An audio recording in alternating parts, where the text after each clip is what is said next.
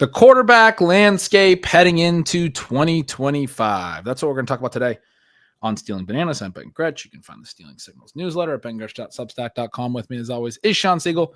You can find all of his great work at RotoViz, including the RotoViz Rookie Guide, which just released so recently that I haven't even had a chance to look at it yet, but I am certain it's incredible. I saw for the cover art, Shawn, you wrote all of the player profiles. There's like 80 of them or something. And I've talked in the past for the listeners that I just love reading the way that you break down the prospects, their journey from high school and beyond, sort of what type of expectations there were for them, even just coming into college, and then whether or not they hit them, what their prospect profile looks like. So much of prospect research to me is very boilerplate. It's like, okay, here are the things that we know matter. Let's look at all these stats. Let's throw them into a model. Let's give, some sort of a grade. I do think that contextual stuff that you provide is really, really important. And a lot of other people do as well. I'm not trying to sound like I'm coming at anyone individually when I say that, but I love the RotoViz approach and your write-ups about all the players. I learned so much about what they were expected to be in college, what they actually were, where they are in their journey. We know that, in the NFL, these player peaks only last a couple of years. Sometimes players seem to peak in college, and then they're, by the end of their college careers, they're almost like not the same dynamic player that they maybe could have been. Their path just didn't go down the way that we had hoped it would, or what have you. So that is a fun thing to keep an eye on, to look forward to. I'll let Shawn comment on that in a minute. Also have to comment on the fact that, Shawn, we have not recorded in about a month. Typically, we let our listeners know when we're going to go on a little bit of a hiatus. It was not a planned hiatus, Shawn. We had planned a couple times to record in the interim here. And we're going to try to jump back into a concept we did in our last show where we're kind of recapping 2024. We looked at some of the wide receiver numbers, and that show was a little bit delayed in January. Been a number of reasons for that. I'm happy to say that I've been getting a lot of working out in and working on my health and a lot of that stuff. So I've been focusing on that. You have not been able to work on your health. You got really sick there, I think 2 different times for a couple of weeks. And so changed some of our scheduling there where you couldn't even talk for a bit. So we are back today. Again, sort of was unexpected for us to take so much time off, but appreciate anyone tuning in February and March. How you feeling to be back recording some Stealing Bananas? Good. I've been missing it. We did get together once and ended up talking about a variety of things, including the Seattle Mariners, the Arizona Diamondbacks. We did not release a pod on those topics. Ben, it does feel good to be mostly healthy. I know that so many of our listeners, I get the impression that this has not been a great flu season across the United States. We hope as many of you are coming out of it or never had to suffer that as possible. I do appreciate all those notes on the rookie guide. It was a lot of fun to put together. Blair and Kevin helped me a ton with that. It is interesting because as you go through the years, starting back in 2013 with the birth of RotoViz and Frank DuPont, John Moore, Matthew Friedman, bunch of fantastic minds, and you think through all the different permutations of things that we've done. Certainly for me, I feel like I've been the best at prospect evaluation when I do look at a broader picture, when I think through more stats, when I try to understand the player's journey, when I know things about the trajectory, when it's not just putting numbers into a formula there to spit out some individual number. It's really easy to get overconfident, whether you're talking about player evaluation as it relates to ADP and all these contests that are going on, when you're talking about prospect evaluation. Certainly, there are times when moving down in the reality draft is a mistake. There are times when moving down in your fantasy football draft is a mistake. One of the things that Colin and I talked a little bit about on this week's overtime was simply that, if you had the 101 last year, instead of drafting Caleb Williams, if you had moved all the way down to the end of the round and picked players like Brian Thomas, Xavier Worthy, Bo Nix, there's no guarantee that those guys are going to outperform Williams forever. I'm pretty excited about Williams. We'll talk about him a little bit today, but big picture, there are lots of times when moving down will be huge for you. We have some anecdotes about individual NFL teams last year who had a chance to move down and didn't do it and would be in a much better shape if they had. And it kind of goes back to this idea of humility. That's one of the things that has helped me, and certainly is behind some of the things we're trying to do in the guide. We're trying to paint a picture. We're trying to give people information. Sports Info Solutions has so much fantastic charting work that they have done. There are so many advanced stats in there. Obviously, we've looked at ways to try and make sure that we're helping distill those properly for people. And I guess from a promotional perspective, it is available. It does cost $30. It does give you a $30 coupon to a 1-year sub to RotoViz. So if you're going to do both, it essentially washes out for you there. We'd love for anybody to go out there and buy it. It does help us out. The thing I loved about the way that you described your process there, and I mean, longtime listeners or readers of my newsletter or whatever will know that I sometimes bristle at sort of the ways that the fantasy industry is, does things or what have you. And it's a little bit arrogant and a little bit condescending at times. I think refer to myself as like the ombudsman of the industry at times, where I think I can comment on these things. When I say that, I'm always saying it tongue in cheek, like I'm back on my bull stuff, we'll say. But I always bristle when people are like, this prospect is this, or this guy is this. And it's a very common thing. And you see it, on social all the time, where people are saying, because the numbers are what they are. I mean, that's what they're saying. If they had more characters or whatever on social, because of this, then analytically, or the ways that I look at them analytically, their profile says this about them. But there's just so many examples of he's the best version of this, or he grades this well in, these models or by these metrics or what have you, as if it's just pure fact. And it's just not. Like, the process you talked about, all like considering the wide range of available information for a player, and then bringing that all into to formulate a conclusion. It's your analysis. The way that people should say it, and the way that a lot of people do, is like, I see him as this based on, these things, or I see him as what have you, because that's the way that I evaluate it, because of the things that I think are relevant. I've picked you over the years of, what your process is and these things. One of the things that you told me somewhat recently was, when you go through this rookie stuff, you're going through all this stuff, you're going through their journey, you're going through the numbers, and you're also going and watching some of their film and trying to get an idea of how they actually play and whether you think those traits are going to translate. And then you are formulating an analytical opinion based on your experience, years of research, the things that you know to be true, the things that you think are maybe overvalued or what have you. It's not as simple. I don't know. Whatever. This is not what we need to talk about on this episode, but I just think there's a lot of people that want there to be to pull from an early Shawn Siegele article, a skeleton key that will just give us the answer to everything in fantasy football. And there's just not, man. You got to actually think through the layers of things, and then you're going to have a more informed decision as a result. That's what we try to do here, obviously, all the time. And it's what I think is so helpful about your process there. And it's why, I fully endorse that people need to go pick up the guide, because you're going to get a different read. Like, I think a lot of people are like, well, I can just pick up any of the guides or whatever. You're going to get a different read from all the different analysts about where they land, what the specifics of this player's profile tell them relative to their model, relative to the things that they're looking at, and relative to the things that they care about and their particular analytical biases and all of those things. You want Shawn Siegele's version of that. You want to know what his analysis is, and everyone at RotoViz, Blair and Kevin and the rest of the gang, as you mentioned.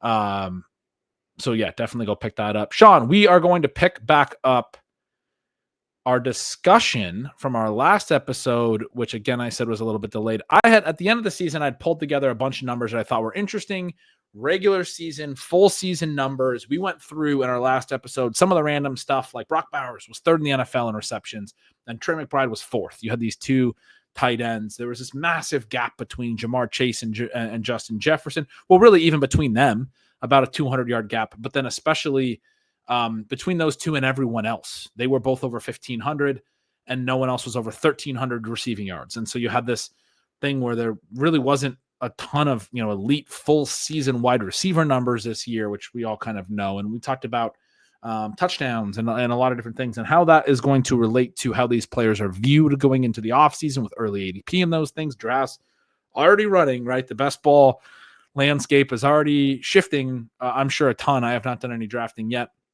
but how these players would be viewed going into the offseason as it related to their full season numbers and their production, and whether or not we think those things are sustainable, or maybe just a little bit of like a compiling element, or a little bit of just favorable circumstances or what have you. We talked about that as it related to the receivers. I believe we did two episodes. We split it up. That's on the feed. You can go back and find the receiver stuff for this concept if you dig back in the feed. Like I said, today we're going to start some of the passing stuff, contextualizing where the league's passers are, the quarterbacks are.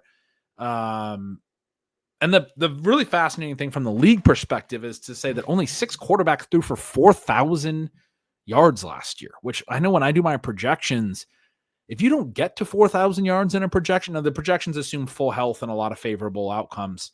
But if you don't get to 4,000 yards in a projection, typically that means you're like a running quarterback, or you're just not very good.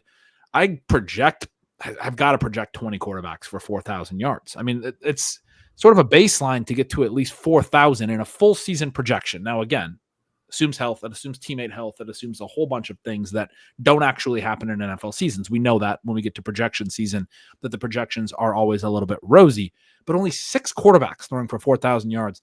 A little bit surprising. There were 9 or 10 in each of 2021, 2022, and 2023.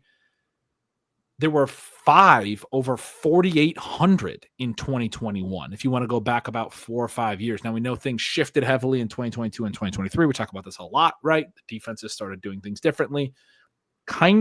Scoring shifted back in 2024, right? But running was a major part of that. The kickoff rules, maybe a part of that, etc. So only 6 quarterbacks threw for 4,000 yards, 9 or 10 most of these other years. But I mentioned this note of 5 over 4,800, almost as many over 4,800 back in 2021 as there were over 4,000 this year. It used to be a lot more possible to consider a 5,000-yard passing season. In 2024, there was 1 quarterback over 4,800. It was Joe Burrow. And most of the rest of the guys, not close, right? Jared Goff in that vicinity. Baker Mayfield, you could argue, vaguely in that vicinity. I mean, nobody else close. And you can't really look at the guys who didn't quite get to the full number of games and say, well, if they just played the same numbers as everybody else, they would have gotten there. I mean, Patrick Mahomes sits out week 18, and as a result is one of the guys who doesn't get to 4,000 yards. That to me is absolutely crazy. Aaron Rodgers plays 17 games, has Garrett Wilson, and for much of the season, Devontae Adams doesn't throw for 4,000 yards.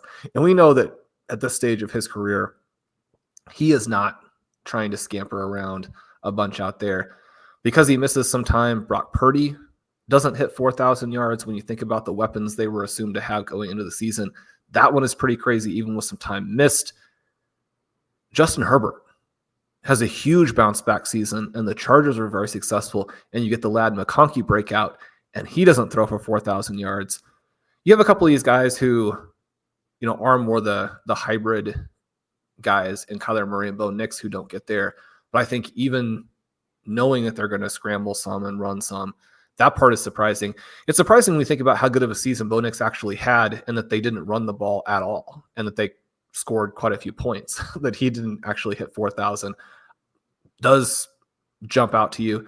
And then some of the guys that we know had catastrophic seasons, but it's still heartbreaking and weird to see CJ Stroud does not get to 4,000.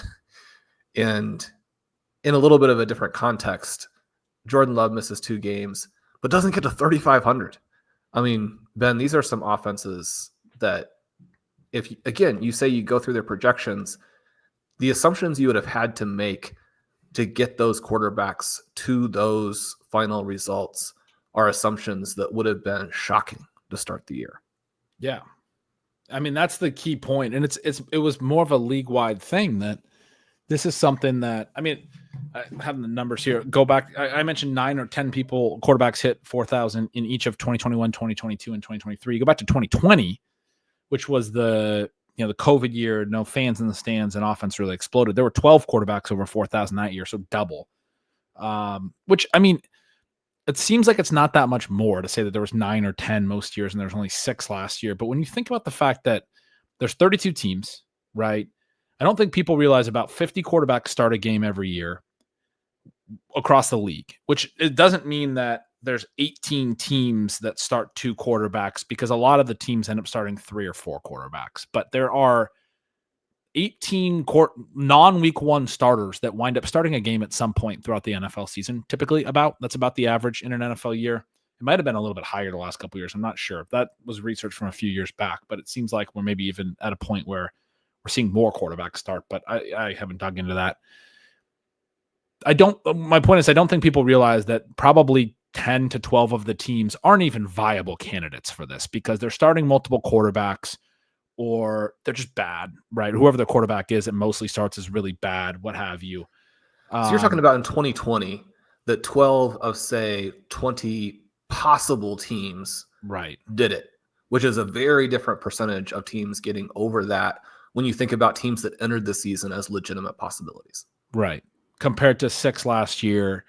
And the 6 is even very different than 9 or 10 doing it in 2021, 22, 2023. It's more like, half the quarterbacks that are actually playing most of the season, or even more than half, are doing it. Maybe it's 18 quarterbacks or whatever that play most of the season, and you typically see 9 or 10 of them hit 4,000 yards. We have so few last year.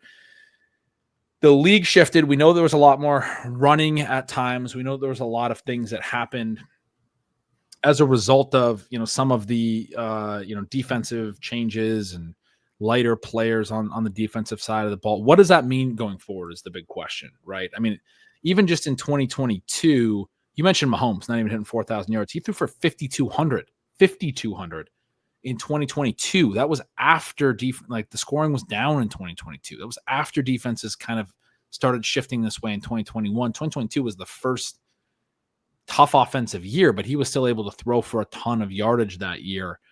He was Ben, I don't know if you watched the Super Bowl, but the Philadelphia Eagles are like, we don't know how he got to the numbers he did. Like, how did he complete 10 passes or throw for 100 yards in a game? He did not seem good. Yeah, that was a rough outcome. Yeah, it's been so long, Sean. We have not even really had an opportunity to talk about the Super Bowl, the way that the end of the season shaped out. But yeah, I mean, Jalen Hurts, for example, he only plays 15 games, 2,900 passing yards. Didn't even get to 3,000. I mean, I thought when you mentioned the Super Bowl, you were first talking about how they don't really throw the ball on that side, but you were talking about how Mahomes didn't look like he could throw the ball in that game. But this whole quarterback discussion helps explain the conversations that we had a month ago about the wide receiver position, about the fact that there weren't that many wide receivers who actually hit 1,300 yards and those types of things. It's important, I think, when we think about the future of fantasy football. I'm not saying we're going to have all the answers here in February, but to contextualize this stuff and understand that a lot of it is macro. And when we look at the individual players and we look at the fact that certain players had down seasons or these types of things, it wasn't just that one wide receiver. It could have been offense related. It also was league-wide passing yardage related, is the point that I'm trying to drive home, setting the stage here for the quarterbacks. I don't have a ton of other key numbers at quarterback. Sean, I'm going to jump down to the bottom one that I wrote, because we like to talk about Anthony Richardson a little bit. People are still talking about him. Not clear whether the Colts are going to go forward with him as the quarterback. There was a lot of the locker room stuff last year. It seems like now that the offseason has come around, that observers are more open to the idea that they would still, if you would have told me in season that he was going to be their starter in 2025, I think I would have been somewhat shocked, mildly shocked at least, because the perception was that everyone in the building was tiring of him, I guess, was like the work ethic and all of these things, what have you. I had a bunch of rants on the show about the tapping out of the game being absolutely ludicrous. It was like third and 20 and third and goal from like the 20-yard line. And it was a clear, we're going to be kicking a field goal situation. And everyone was like, oh, he tapped out on third down. It's like, I mean, contextualize that third down for me, please. Because the 2 plays prior, he had run, scrambled, I think ran for a TD or something. And then there was a hold that backed him up that took that off. And then he scrambled a bunch. The next play wound up getting sacked. And he was like, I mean, this drive's a field goal at this point. Anyway, whatever. We're not going to get into that. He did struggle as a passer. He finished with a 47.7% completion percentage.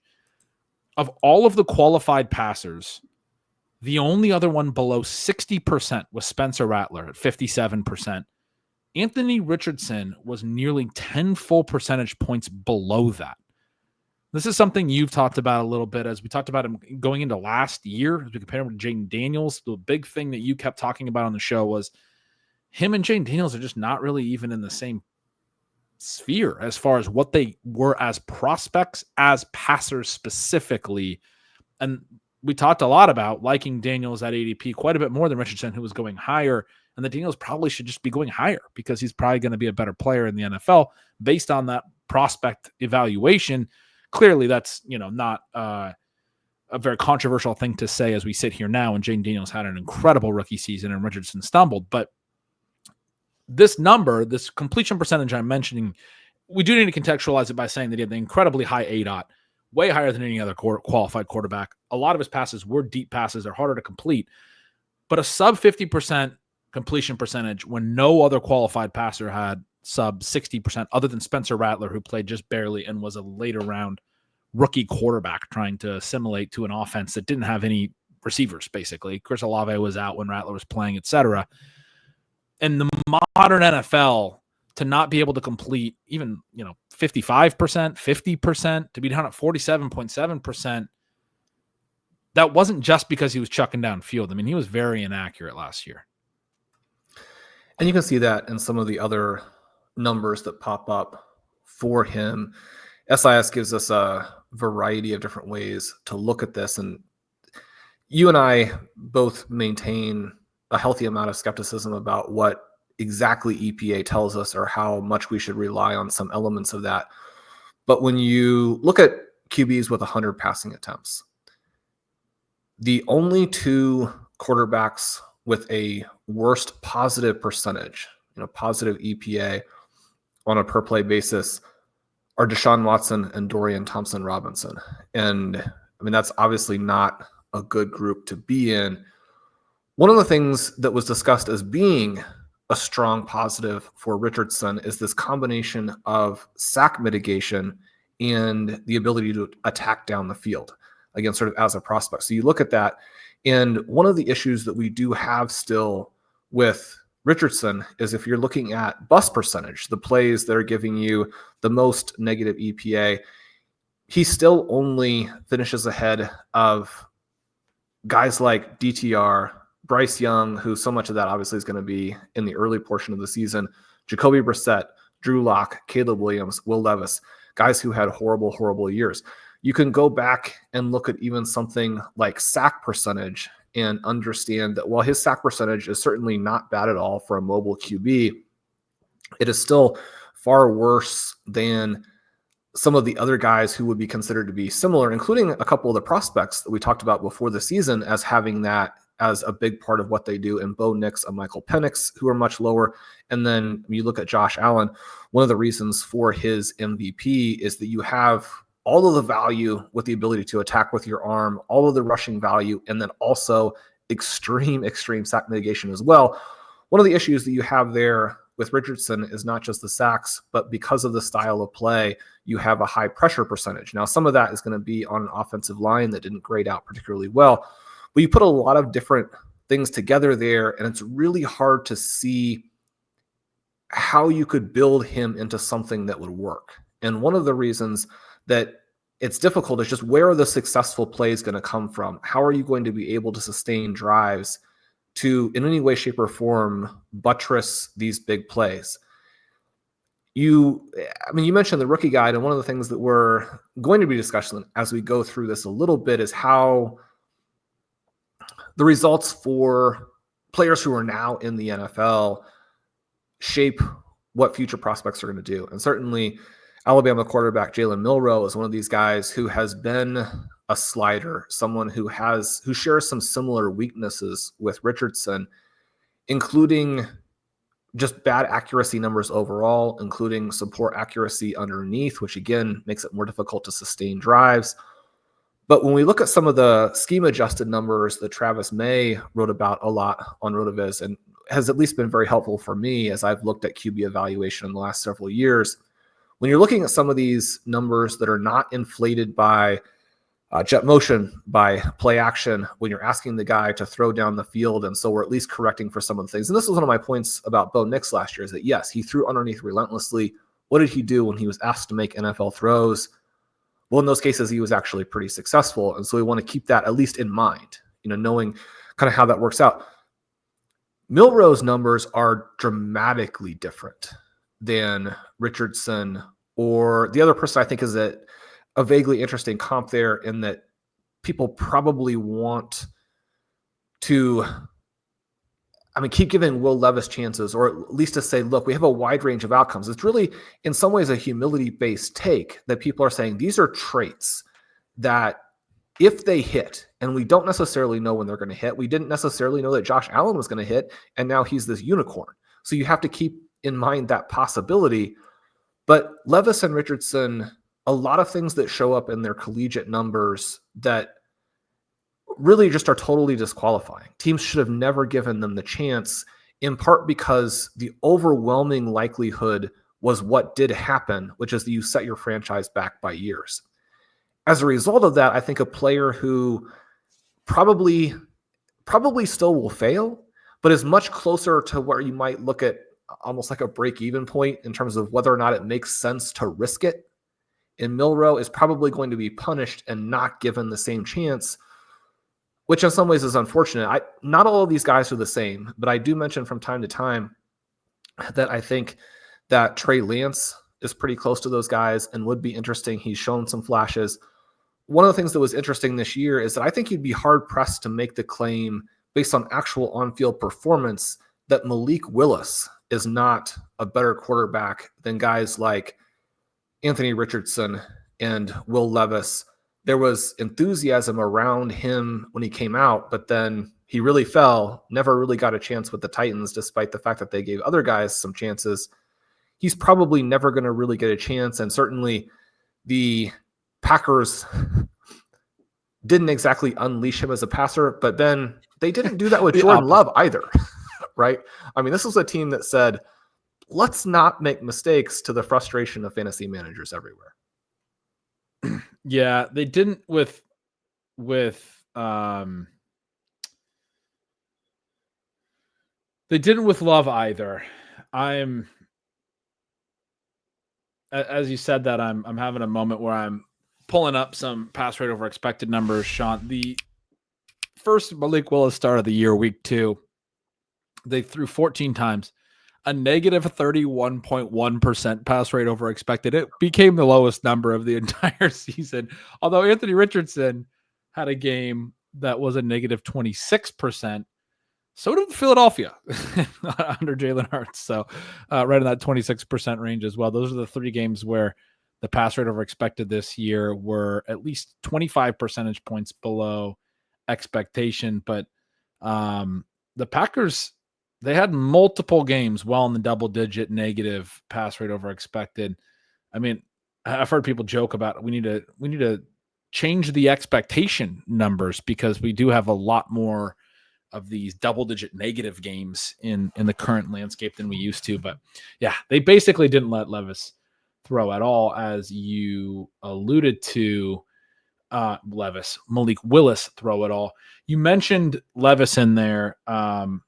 Mentioned a few guys. Mentioned Trey Lance in there. The Jalen Milroe point, just to wrap up, if I'm hearing you right, you're basically saying because he's bad in accuracy or below average in accuracy, but not catastrophic, there's the possibility that he could actually, with the other traits, be good enough to be a serviceable NFL quarterback, and yet he's being punished a little bit for looking similar and being boxed into a below average accuracy box without really understanding that guys like Richardson and Levis were not just below average. They were exceptionally below average in terms of their prospect profiles. Is that a good way of grasping what you said? Yeah, the Anthony Richardson numbers just are always shocking because they're just so far below anyone else.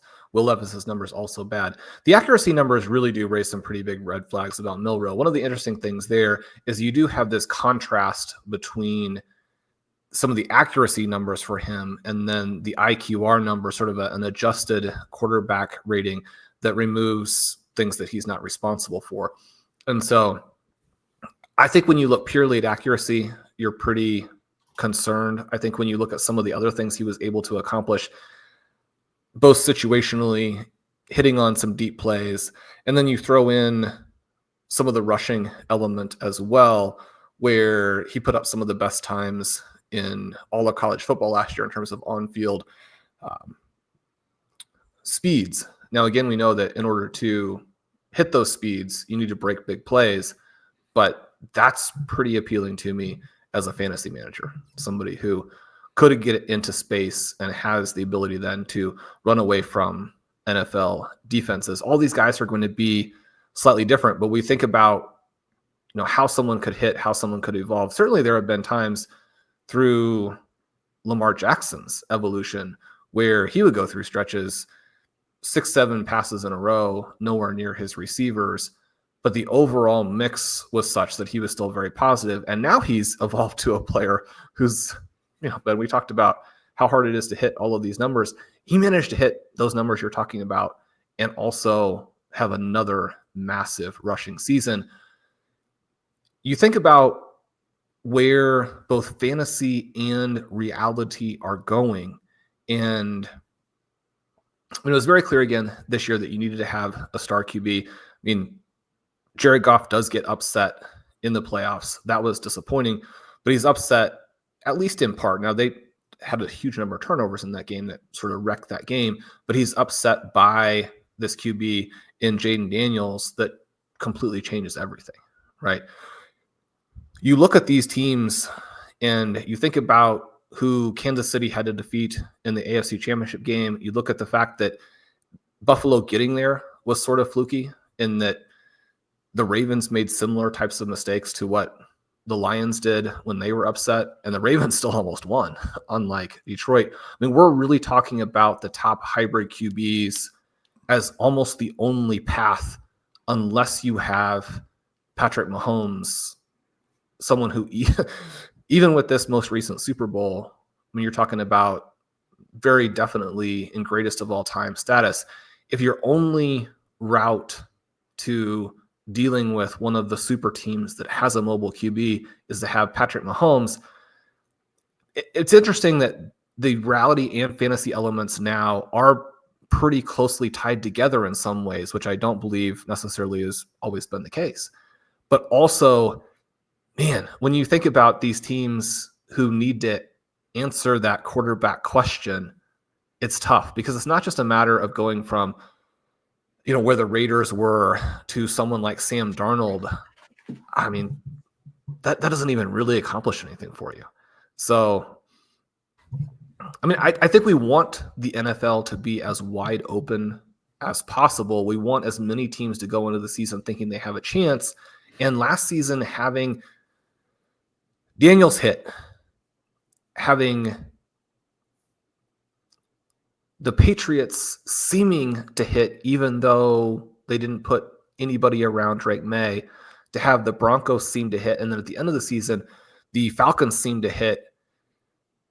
I mean, that's necessary just to make this thing interesting and to give teams a chance, because the bridge guys, the viable but unappealing free agents, I mean, you're just filling time until somewhere down the line you do finally hit on a QB. And even then, it probably has to be a mobile QB unless you hit to the level of a Patrick Mahomes. Am I overstating the difficulties that these other teams are having and like where we have gotten to in terms of what you have to have at QB? Because one of the things here is that if teams are not going to throw the way that Joe Burrow and Jared Goff threw, and even obviously in the Bengals case, because of their defense, they don't even make the plays. If you don't throw to that level, if you don't have a mobile QB who is also good, right? Taking even names like arguably Kyler Murray out of the equation, you simply have no chance. The current scoring environment, with the way points are being put up, there's nothing you can do if you don't have that level of impact. As you're saying that and asking me if you're overstating it, it's been a month since we've recorded anything, Shawn, but I'm pulling up an article I wrote a month ago at Stealing Signals that I titled, "How is Jayden Daniels so good?" Because a friend of mine asked me this question: how is Jayden Daniels so good, in one of our, college, group chats. And I started writing a whole bunch of stuff about scheme and all the things that you're talking about. And I was like, I'm going to write this in a Stealing Signals post. So I wrote this whole thing and talked about Anthony Richardson and what he could be and what they were trying to get out of him with the pick that they had. I also compared Daniels going into year 2 to CJ Stroud. You and I have both talked about Stroud's development into year 2 being one of the more surprising things of the entire 2024 season, and that I can remember in a while. The pretty significant step back with the same offensive coordinator and a lot of the same personnel. They had some injuries at receiver. I think most of that was related to offensive line, or I hope. But just what we saw from him as a passer, as a rookie, relative to year 2, and basically his inability to step into and make clean, open, available throws at times. What I'm saying is I hope that was a byproduct of sort of like happy feet. That was, a problem. One of the notes I have here, as far as the different stats, I threw out the completion percentage stat. CJ Stroud was, sacked the second most times in the NFL with 52 sacks. Caleb Williams, 68, 16 more than any other quarterback, tied for the third most all time. An interesting little note on his rookie season, certainly. But Stroud was the next guy there on that list, and it was certainly something he dealt with all season. But I've had people ask me, why should we believe you saying that Jayden Daniels is going to go on and be this amazing when you were saying a year ago that CJ Stroud was going to? And look what he did in year 2. And essentially a big part of this write-up became me saying that it's different. that because Jayden Daniels is so mobile, and I started about the 5th or 6th paragraph by saying the mobility is a key here, and then talked about how that creates numbers issues around the line of scrimmage. It holds backside ends on the run game. It keeps the defense from dropping too many of the DBs into the secondary. If you have a true pocket passer with no mobility, we know that what the defenses want to do right now is take away the explosive pass. They're going to go into these cover 2 shells. They're going to drop more defensive backs, be lighter defensively, drop more defensive backs onto the field, make it harder for you to read out the pass game. Why did Patrick Mahomes fail in the Super Bowl? Well, when you can rush 4 guys and you can get home quickly, it's a numbers game. You're rushing 4 guys at 5 linemen plus Mahomes, who's a quarterback. So you got 4 guys that are doing their job against 6 dudes, and then they're running 5 eligible receivers against 7 defenders. And what ends up happening when you get home with rushing 4 is they now have to keep someone in. They're keeping in a tight end, or they're keeping a running back in. So they have 6 guys protecting to block 4 plus their quarterback. So they're only that's 7. So they're only sending 4 eligible receivers. There's 11 players on the field, 4 eligible receivers, and you still get to drop 7 on defense, right? Because we can trust our 4 guys to both get to him quickly and contain him. They also did a great job of not allowing Mahomes to scramble, right? With 4 dudes.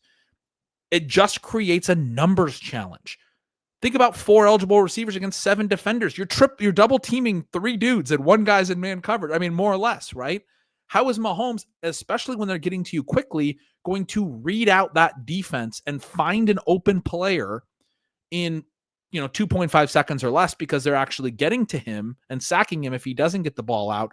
How is he going to find an open player if there's 2 defenders on everybody out there? There are no open players. It doesn't work that way. Like, people want to say that Mahomes played terribly. I don't think he played a good game at all. I think it's a fascinating game. I think it completely shifted in the second quarter with the 2 interceptions. It was only 10-0, and then it went into half 24-0, and you have a completely different second half as a result of those 2 picks. One returned for a TD, the other returned to the 10-yard line and then punched in for another TD.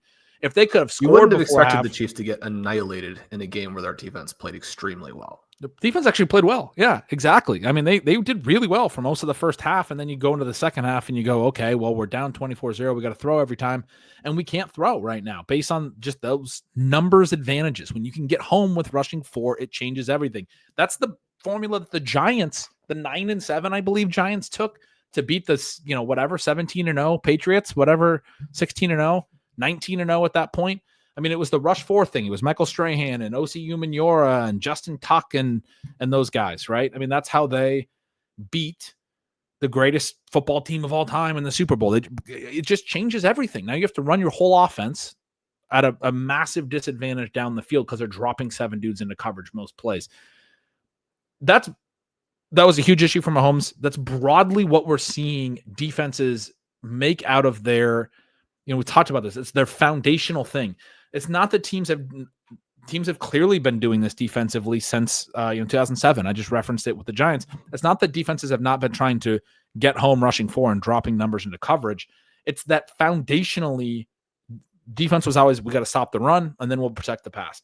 And foundationally, and this is the way that at least I've described it in the last 3 or 4 years, it has shifted where defenses say, the number one thing we have to do is stop the explosive pass, and then we'll try to focus on the run. We're going to let teams run on us if that's what they want to do. We are completely changing what our fundamental point is. We've talked about this a ton of times on the show, obviously, Sean. The way that is impacted by mobility at the quarterback position is you do have to have, especially elite mobility, like Mahomes is still a mobile quarterback, but he's getting a little older and he's probably not quite as mobile as he used to be. It's a little bit tougher too when one of your 4 eligible receivers is Travis Kelce and you can't run down the field, right? And you basically have Xavier Worthy and you have Kelce and DeAndre Hopkins who are these guys are getting double teamed. You couldn't get them open if they were running a linebacker at this age. And one of the things I loved about the Super Bowl then was that Xavier Worthy dominated garbage time, but he also understood that you can't really celebrate when you're down by that much. And they were the angriest touchdowns I think I've ever seen in the Super Bowl, both reflecting situation and score, but also that they weren't able to get him the ball earlier when it would have mattered. And even a little bit, I think that those touchdowns hadn't come during the season. Then during the season, they had so many missed opportunities, and then you get to the Super Bowl, and you're like, oh, hey, we finally hit on a long TD. Maybe we should have hit on a couple of those earlier. We talked about that all season, but yeah, that was one of the funny subplots late in the game for sure, was that Xavier Worthy finally hits on a bomb touchdown. It's so easy, and you're like, how did that take until you're down by 20 in the Super Bowl? I love your point about how angry he was after he scored. You don't usually see that, but the mobility of the quarterbacks that you were talking about, it changes the numbers issues around the line of scrimmage. It changes the way that defenses have to play it on the back end. I've had people throw numbers at me. They're like, it's not true. It's not how much the cover twos played against whatever. I don't know. I guess I don't necessarily trust the charting of secondaries as it relates to the ways that defenses are trying to disguise all that stuff in the modern NFL. But one of the key stats that was a big talking point in the 2024 season was that all of Lamar Jackson's receivers had elite separation numbers. Every single one of them. Zay and Rashad Bateman was looking great, and Andrews was looking great again. It's part of that is because they're running routes against more favorable pass defenses to separate against. I mean, there's I don't understand all the stuff about separation stats, and I don't want to act like I do, but I do think there is an impact of Lamar Jackson that causes that. Whether that's the cornerbacks have to play with their eyes on Jackson at all times or whatever, right? There's something that comes back to the mobility that creates these opportunities. That's what I was writing about as it related to Jayden Daniels. The second part about Jayden Daniels that's so amazing is just how quickly he can diagnose things, how good he was in that RPO offense. There's in the NFL, a lot of the time at the quarterback position, it's how quickly you get the ball into the hands of somebody. I've talked about this before with Peyton Manning late in his career. It's probably the best way to make it. He couldn't throw a spiral anymore, but he would diagnose stuff so quickly that he could throw the duck early enough that it could flutter to the spot to still get there on time. It was still an in rhythm pass as it fluttered to the spot because he knew he couldn't throw a spiral, but he could diagnose where the guy was going to be open earlier than other quarterbacks. If you release the ball a half second earlier, you change everything after the play. One of the things about some of these RPOs where they had explosive plays, part of it is just Jayden Daniels understanding how to read the RPO and getting the ball into his player's hand as quickly as possible. Yeah, I mean, a lot of it's just a really short pass, but he did that exceptionally all season as well. So that's another reason why I'm very optimistic. At every level was impossible to fathom. So you talk about the short area accuracy, the deep accuracy was also crazy. Insane. I do enjoy the Peyton Manning note. That was making me think of Kurt Warner and his final seasons there with the Arizona Cardinals, where he had to wear a glove in order to be able to take snaps because otherwise every single snap would be fumbled. I mean, think about where a quarterback is in their progression, where they can't take a snap properly. And it made me imagine these. I mean, in terms of the early read and the early release, I mean, Kurt Warner was more or less releasing the ball before it was even snapped in order to get it to his receivers across the line of scrimmage. He could only throw it like 6 yards. Exactly. And I mean, yeah, that timing stuff matters so much. Daniels is incredible at that. You were talking about the mobility. I loved that point. I wanted to riff on it for a minute, but I was using Jayden Daniels. Jayden Daniels is a nightmare scheme for defensively. You can't just say, I'm going to rush 4 because he's going to break the pocket and he's going to run. He did that a ton. And so they have spies. They have other defenders committed around the line of scrimmage. The other thing they can do if you're putting on too many light defenders on the field and trying to drop into coverage is the mobility creates elite run games. We've talked about that as well. Again, that holds the backside edge and everything. Well, if you're really only rushing 4 and trying to basically put 6 or 7 DB types on the field, they're going to just run it on you. They're going to use the misdirection element of a hypermobile quarterback to either give up the middle to Brian Robinson, who I saw at the Super Bowl. He was getting interviewed and asked a little bit about it. And I can't remember who was interviewing him. I wish I could give the credit there, but he was talking about how much Daniels did to help them, to help Brian Robinson and Austin Eckler, which was clear. If you go look at their numbers, both those guys exploded and looked like superstar versions of themselves. Well, that happens in part because defenses are so concerned about Jayden Daniels pulling the ball, right? Lamar Jackson, we've seen it with mobile quarterbacks forever. Well, the interesting thing there too is that the Ravens and the Eagles very deliberately went out in the offseason and said, our quarterback has created good run numbers for a variety of replacement level backs. Imagine what it will do for someone who's a star. And they took the approach that having a star back there would amplify everything else that they were doing and that it would allow for explosive plays. And even though it's a very different vibe in Detroit with how they accomplish those things with Jared Goff, who is a pass-oriented quarterback, the ability to create big plays in the running game off of that is crucial because this whole idea that running backs don't matter and are completely replaceable has some merits. And anytime I watched Josh Jacobs run this season for the Packers, it would remind me of the old Fantasy Douche article about Marshawn Lynch and how when he played well, it would hurt the Seahawks offense because they would run more, and that was counterproductive in the way that Marshawn Lynch would run. Right? It looks dynamic. It looks fun. It looks like this is a back who matters, and yet it shifts play calling in a way that is very counterproductive. We talked about how the Packers wouldn't let their guys throw. It was counterproductive because you're not getting those 50, 60-yard runs from Josh Jacobs. It's hurting your offense. It's limiting your ability to gap inferior teams. Very, very different situation. In part because the defenses are comfortable with you running at that point because eventually you're going to have 2 tough runs and then you're going to be on a 3rd down, and then it's tough to actually go and convert that 3rd down, and then you lose one of those precious possessions. I mean, that's exactly right. They're not going to commit the numbers and change the way they're defending if you're running like that. But if you're Jahmyr Gibbs, now they're going to change the way that they're defending a little bit because they're like, man, I mean, We can't just make it so easy for them to score touchdowns that Jahmyr Gibbs is just running all over us. I mean, that's crazy. And you think about the two sort of intersecting dynamics there, where Derrick Henry, Saquon Barkley, Jahmyr Gibbs, explosive plays, arguably explosive plays, more so even than contemporary passing games, with how limited they can be. But you also have, especially with the Ravens and the Eagles, this element where if you do force the third and short, they're going to convert. It's less the case for a team like the Green Bay Packers. And you can look at the different numbers for all of these teams in any sort of seasonal basis that's going to include a fluky element. But it's very clear cut that the teams with the mobile QBs and the cheat codes on third and fourth and short are going to be able to combine these elements where the running game will work for them because they can string together more, not necessarily successful plays, but successful 3-play sequences at the same time that they're very explosive.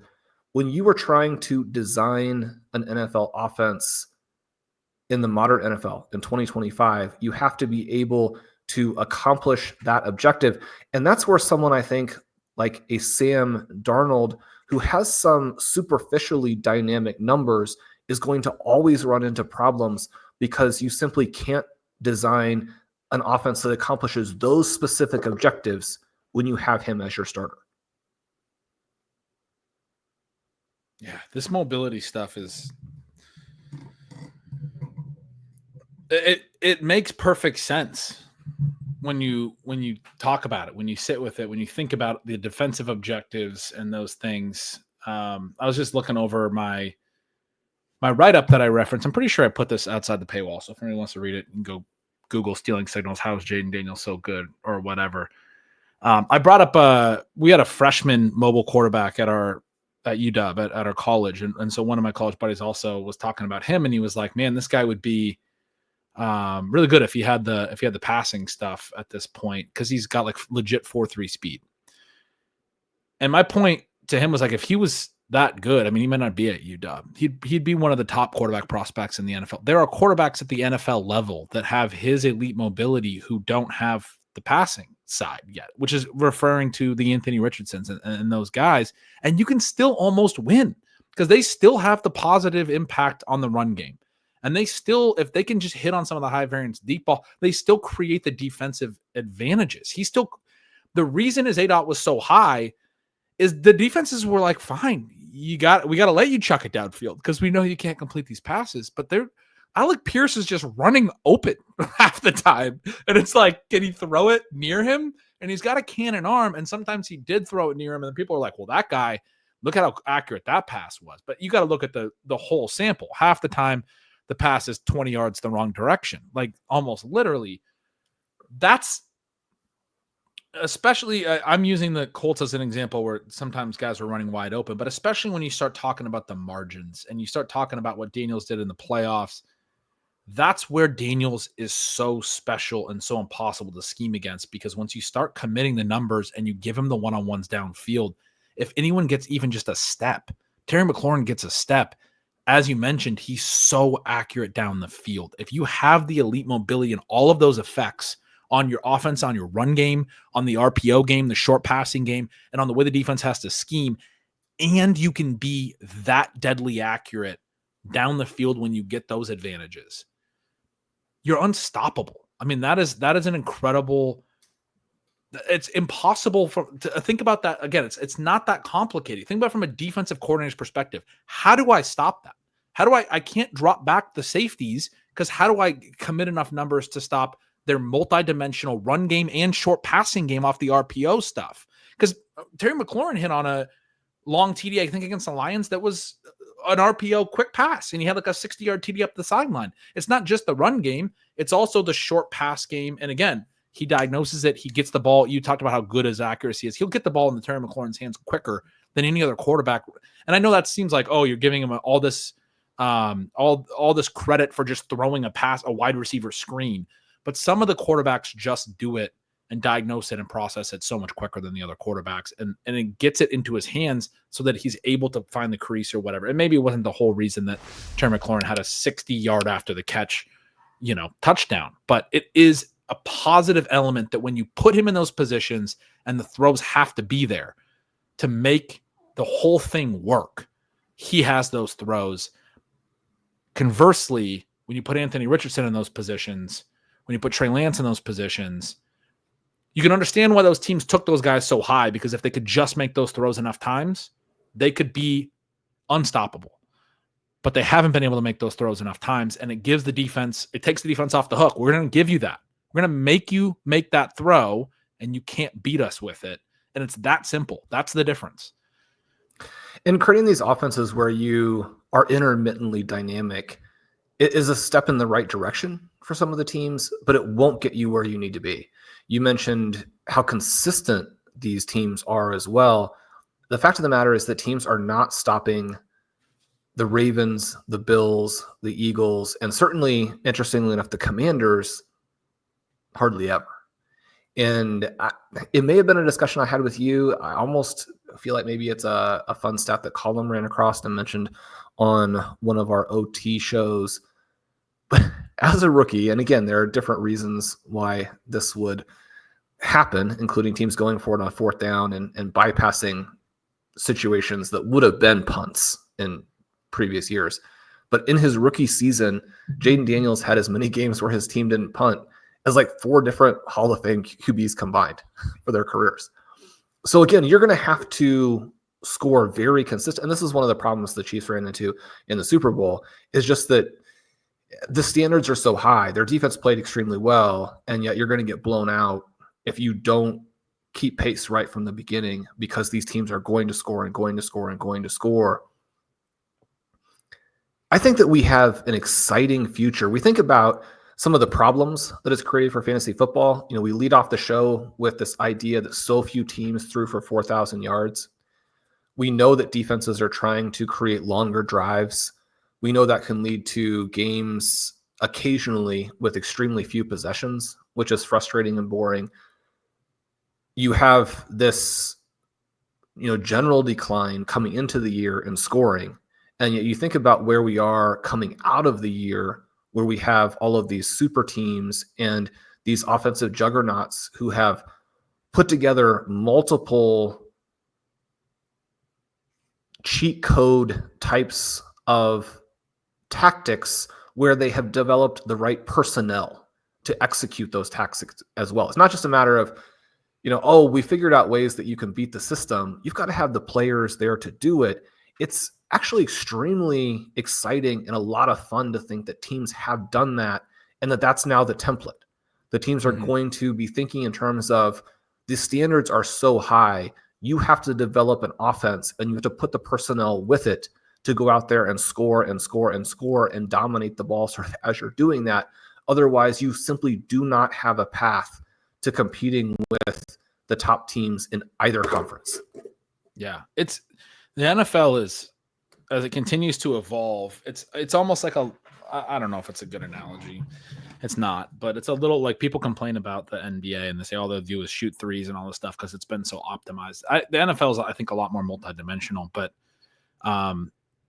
it is like, how do we, like, it's not, I mean, it's certainly not just scheme. It's like, how do we get the right personnel and all of that?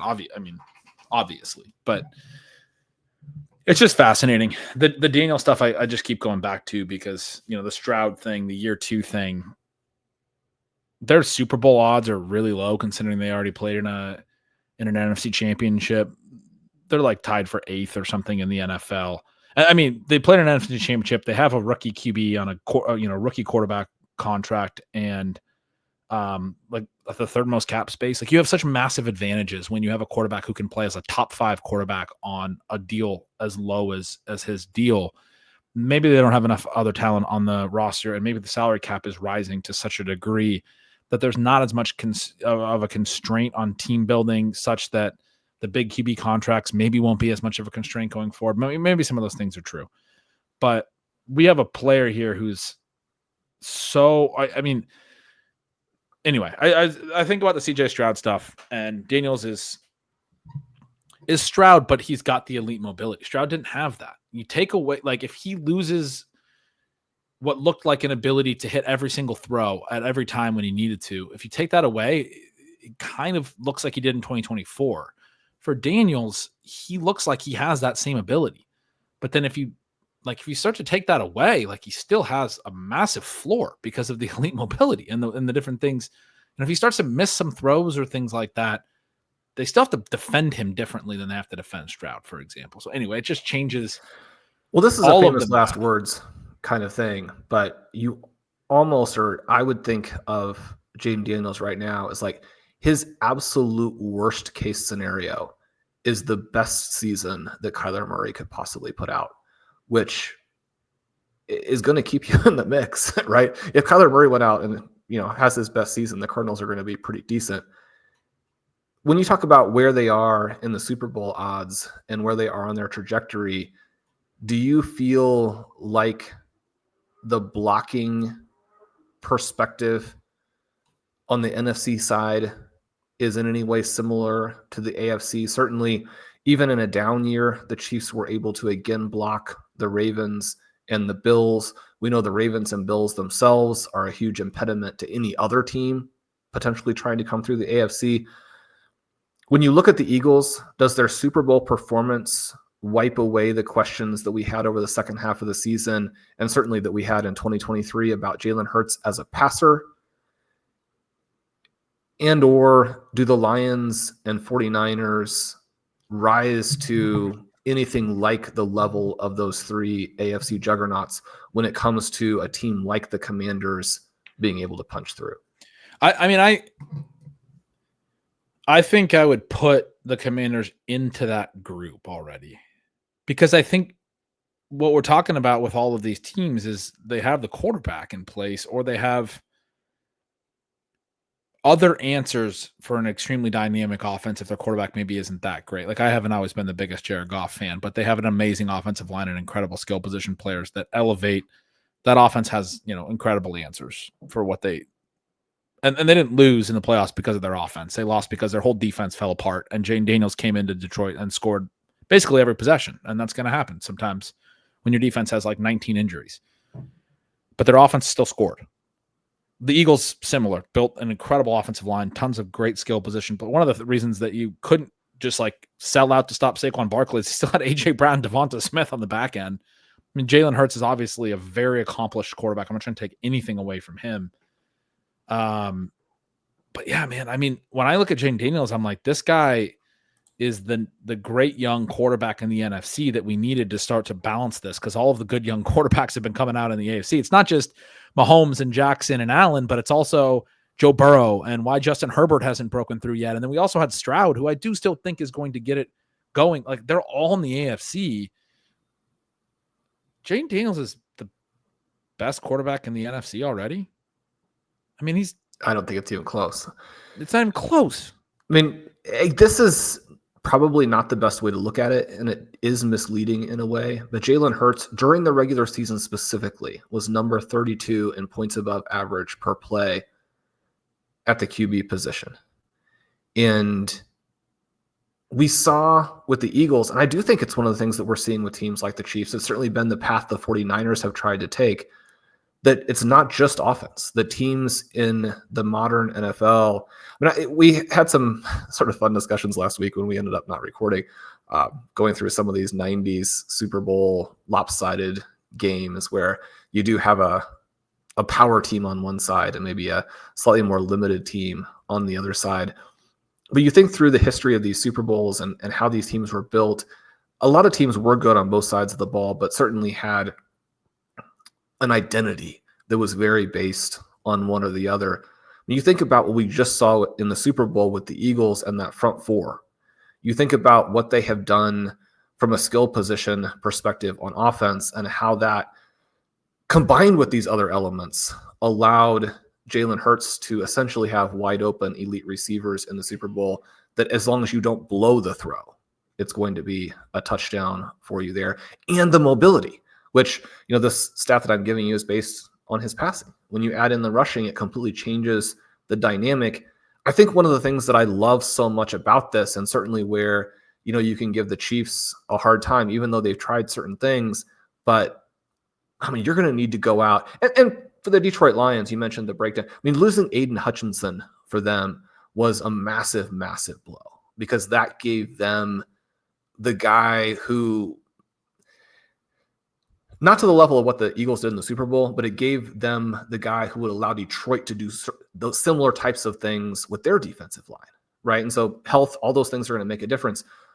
But I love the fact that I just don't think you're going to see teams built around defense where they're like, we're going to dominate you and then, run the ball a little bit, or we're going to throw a mobile QB out there and he's going to do it all. I think you're going to have to put the best players in the NFL around those guys. And the battle, people are talking about the size of Jamar Chase's contract and some of those types of things. Not that we care that much about what players are paid, other than we're happy when they do well. But I mean, there's going to be a battle for these players in order to build the type of offenses that allow you to accomplish what the elite teams have done. But then, you think forward, I can't imagine any scenario where the Chiefs aren't looking at the Super Bowl and saying, similar to what happened to them against the Buccaneers, but straightforward that they can't have their offensive line dissolved to that point. But it won't just be that, right? You have to, even if you have Patrick Mahomes, you need to have the best players in the NFL around him. The battle to accomplish that is going to be so fun to watch. You're not going to have teams sitting out there and being like, we're good. If you don't build an all-star team, you will not compete with these teams that are out there. And that's one of the reasons why the Commanders are fun, because they are set, as you said. And who wouldn't want to go play for Jayden Daniels? When we're talking about Brian Robinson, I love him. He had a good season. And yet you think about the next evolution for them, there's no question that there are guys out there that completely change the game when they're running the ball in a way that Robinson and Austin Eckler simply don't. You make that move. This is already an offense that doesn't punt in a lot of their games. Think about how many points they'll score. Yeah, I was mentioning to you before the show, another team that I like to really build up in 2025 is the Chargers, because they've built, people are like, oh, how do you copy the Eagles formula? And it's obviously really challenging, but they have both of their tackle positions covered with, recent top half of, I think, top 10 first round picks, top half of the first round picks. Joe Alt and Rashawn Slater had some injuries. If those guys can stay healthy, though, I think both, as far as what I understand about offensive line play, both are considered to be like hits. And so you have two really good offensive tackles. I think their interior line's like, okay, good enough. I guess I'm not entirely sure, but you have Jim Harbaugh and you have Greg Roman, and you have the ability to devise a really good run scheme around an offense, presumably behind an offensive line that's strong. If they don't have the interior line, Harbaugh is going to address that. That's where he wants to build, is in the trenches. I think that's the biggest thing the Eagles did, and you do it against these defenses that are playing lighter and lighter because they want to get more pass defenders on the field. We talked about this a lot as a big storyline in 2024, that there are some defenders in the second level that didn't even seem like they wanted to tackle, which is, I guess, always been the case, but you usually only had like one of those guys on the field. But there were sometimes like 3 or 4 dudes on a play that the guys that are getting on the field are getting on the field for pass defense, and they're not great run stoppers. It's just ultimately what comes down to. If you build a really strong offensive line and a strong run game, you still have to be able to threaten in the pass. And that was that's the huge key of what the Lions do. And when I say threat, I'm making it sound like the run game's all that matters. It's just, there's a symbiosis there, right? And so the Lions were able to do it with all of their dynamic weapons, with Jamison Williams, with ARSB and Sam Laporta. And those plays are actually the ones that are the huge home runs that are hitting, more consistently in the pass game, even than the home runs on the ground. The Eagles, it was more Barkley. That's what made them so rare. But you can't commit just to Barkley when you have A.J. Brown and Devonta Smith and those guys in the back. You talk about the all-star team concept. The Chargers do still have Justin Herbert, and they have Ladd McConkey. And when I mentioned it to you pre-show, you're like, they're going to add another receiving weapon as well. If they add another receiving weapon, but what I said to you, look, we love J.K. Dobbins. He had a good year, a really good year, but he was obviously somewhat limited. He was not the J.K. Dobbins he could have been. It's what I thought of when you were talking about Brian Robinson and Austin Eckler a moment ago, and you said that they're not necessarily like dynamic playmakers. I don't think Dobbins is that at this stage. And every other guy who touched the ball was replacement level for them. Dobbins was on IR for 4 games. Gus Edwards, Kamani Vidal, I wanted him to be something. Those guys were nothing. as far as what they were providing. You get them one of these rookies, or you get them a free agent, dynamic runner somehow. But I think ideally it's through the draft that you get them a young, dynamic running back behind that running, that line with this running scheme with Greg Roman, et cetera. And you still have Justin Herbert and McConkey and potentially another receiving weapon. That offense is going to be really good. I mean, that's the all-star offense you were talking about. That's how you win with more of a pocket passer in the modern NFL. I think you really have to have the great offensive line and be able to run and then run explosively with a dynamic running back, like we were just talking about with Gibbs, with Barkley.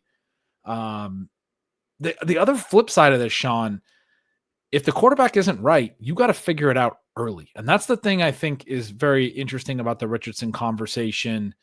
A couple other stats that I had here, I just want to rattle off. We do got to get going pretty quick, but we talked about Will Levis a little bit. I was looking, at all the different positions. I just pulled some stats I thought were interesting, full season stats. There were 6 quarterbacks who threw multiple pick sixes last year.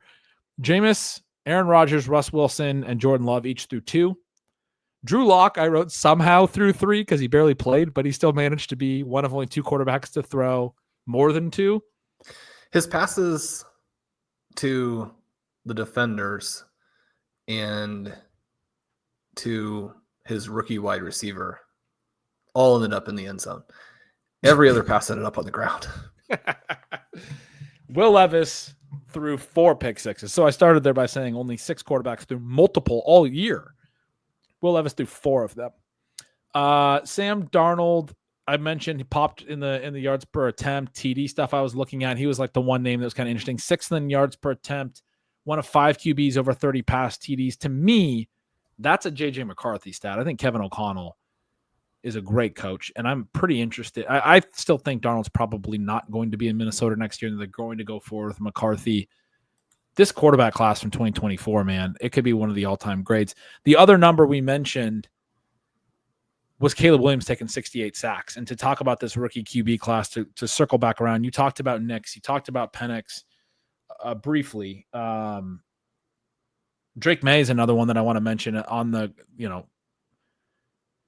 as far as like the elite mobility, we talked about him. Man, he's a really, really good rusher of the of the ball as a quarterback. You were talking through some of the different guys that can combine the elite passing with the elite rushing. Lamar, Josh Allen, Hurts to a degree, what he was able to do with the Eagles. Obviously, we're talking about Daniels. I think May is already, you think about, again, that concept of how do you scheme against a guy who can hit on the deep throws that he hit on this year and also has the mobility. They have more cap room than anyone else in the NFL. Will be interesting to see how the Patriots evolve, but I do think they have the quarterback position pretty locked down with a guy who's got the really strong rushing potential, at least scrambling potential. Really, like we talked about how he just like gets downhill, gobbles up yards, and then is very accurate when you give him the looks down the field. And then Caleb Williams is the other rookie quarterback, and he took all these sacks. But the other thing he did a little bit of, 2 things. One, he scrambled, he ran, and he looked like a dynamic runner to some degree. And when he extended plays and didn't get sacked, now I think he had a little bit of happy feet, whatever you want to say, a tendency to extend plays too quickly, etc. When he extended plays and didn't get sacked and was like throwing on the run and some of those things, you saw that dynamism, the accuracy that he can have when he's outside the pocket and throwing off platform, etc. When I was writing that Jayden Daniels piece, I talked about Caleb a little bit, and I said you can see how he could be somebody who swings back around. I think you got to get the fundamentals back. You got to get a coach in there. We talked about this a lot during the season, that the coach situation was not helpful. You need someone to steer that ship. I use that analogy at one point somewhat recently, but to get him playing within the pocket better, and if he can get there and make those throws from within the pocket, because he missed a lot of throws from the pocket, but if he can start to hit those, that's the upside, right? I was talking about the gap between Jayden Daniels to Anthony Richardson. Caleb is not a runner on their plane, but he can give you some of those advantages. And I was saying that you understand what teams see in a guy like Richardson. If he can just hit those throws enough, then he could be really tough to defend against. I I think Caleb's got enough of a mobility element, enough of a playmaking element that if he can get to where he can hit some of those throws, he can be really, really tough to defend against. He can still have that really high ceiling. That was why he went number one in this class. And I think it's more plausible that he could make that step forward than it can be for like an Anthony Richardson. To get back to our point about the difference between extremely below average and slightly below average accuracy, and also what we've seen in their profile going back to college. Caleb Williams, a player that showed more as a passer in college than Richardson ever showed. He's got to get back to playing within the pocket and throwing effectively on the throws that are there. I talked about the hole shots between the cover two cornerback and safety that he had multiple times for touchdowns this year that just sailed on Keenan Allen, sailed on Adunze multiple times in different games. You only get so many times where a receiver's cut loose on the sideline and is open. You got to get the ball on him. He missed those throws multiple times. What do you think about his development in year two? He's an interesting one because he just popped over and over when I was doing the blurbs for this year's rookie guide, including, and in some cases especially, not the final year in college. So you have this multi-year track record of dynamism. The sack percentage is a huge issue, and it's interesting, I think, in the context of also being very low in interception percentage. You wonder if there is a little bit of the Aaron Rodgers element where sometimes you just have to trust yourself, throw the ball in there, make the plays. The on-target percentage for him is very low. Now, it's again interesting because basically everyone is gapped up from Anthony Richardson down at 63% on target. But Williams is down there in the range with a Deshaun Watson, a Jordan Love, who we know didn't have a great season after that week 1 injury, a CJ Stroud in on-target percentage. When you're concerned about accuracy, when you're concerned about the inability to work through the progressions and get that throw out, those parts, those elements bother me when you are going to end up having a higher pressure percentage because of the way you're running the offense.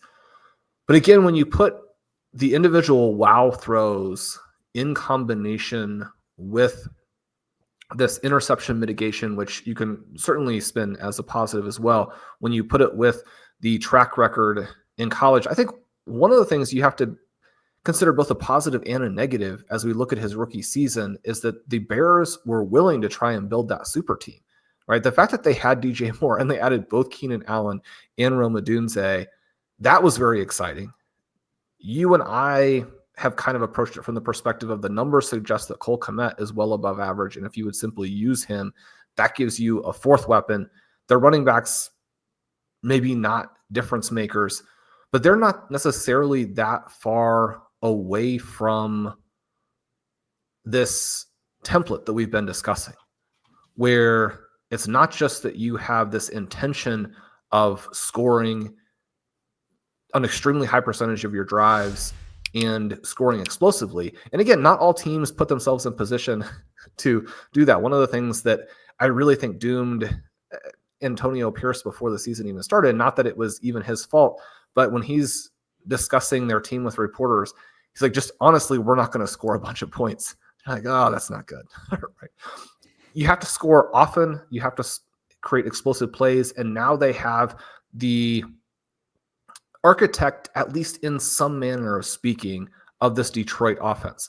Now, again, I don't think that you can take everything that Jared Goff has accomplished and put it on Ben Johnson. You can't take everything that the GM, the head coach have accomplished when they decide to build this all-star team on offense and say, well, this is Ben Johnson, because the expectations, frankly, are just very, very different when you have that much talent to work with. But there's no way to spin it other than a positive for him that you have someone whose background is in creative scheming and someone who you know has scored a bunch of points in the past. I mean, that should be the very first hurdle that anyone being hired into these situations has to get over. it's again, what have you done and what are your goals, and that you have to build a juggernaut. I think it's very exciting, but I do think that you want Caleb Williams to embrace being a mobile quarterback. Some of the things that you get from him and some of the ways that he has run in the past, both at the college level and at the pro level, emphasize this idea that he thinks the greatest quarterbacks are passing quarterbacks who move to then make the throw. You simply have to take the yards that are there. You've got to move your team down the field. You've got to release that pressure. Click the valve, push the valve, what have you, that releases that so you can play another down. The sideline to sideline scrambling that results in sacks will not get it done. I think that Ben Johnson will remedy that. But his mindset needs to go in completely the opposite direction, where he's thinking the rushing is the part that unlocks everything else, not that it's the part that makes you less of the superstar QB. That's right. Yep. And that'll be interesting to see. I mean, obviously a tough rookie season for him, but there's been a lot of quarterbacks that have, look, a lot of people talk about that. It's hard to turn around from just, a bad rookie season. I started to say a lot, and I was thinking of making the Peyton Manning point, where everyone always talks about how second Peyton Manning reference, but how his rookie season he was 2-14 or something, and then he ends up, led the league in interceptions, all that stuff. He ends up being Peyton Manning. I'm not saying Caleb Williams is going to be that guy, but they do feel like fixable issues. I mean, like you said, like you can't just not throw interceptions and take 68 sacks. Like that's just you're not playing the position right. You need to be coached. It's like the way that the observers that I pay attention to that watch more college football than me, a lot of them, the common refrain I saw was that he wasn't the same player as he was at USC the year prior. He was playing worse. And again, it's like where's the coach? Where's the adult in the room to help this young player who's a 21-year-old rookie being thrust into starting, day one? Like that is still a challenge. We still know that that's not easy to do just because some other guys make it look easy. But like, for example, him versus Jayden Daniels. Well, Jayden Daniels is a significantly older prospect, is a fair counterpoint. A lot of unknowns still with Caleb Williams. I don't think Bears fans should be, drinking the bleach just yet. Although if they haven't drank it yet, it's Chicago. It's Chicago football. It's not always great. Ben Johnson is a very exciting addition to this equation, and hopefully something new for a new era of Chicago Bears football. Yeah, I can't wait to see that. I can't wait to see what we're going to get in free agency, Ben. You and I are going to have more shows as we move in that direction. We're going to have plenty of stuff on the prospects, on the NFL draft that is still a little ways away, but we'll be on it before we're ready, before we know it. This has been so much fun. Like always, I'm Shawn Siegele. With me is Ben Gretch. Make sure you get over to bengretch.substack.com and subscribe to Stealing Signals. We'd love to have you guys over at RotoViz. And right now, as I mentioned, the rookie guide, $30 gets you a coupon code for RotoViz sub, $30 off the 1-year subscription. We love you guys. We'll talk to you soon.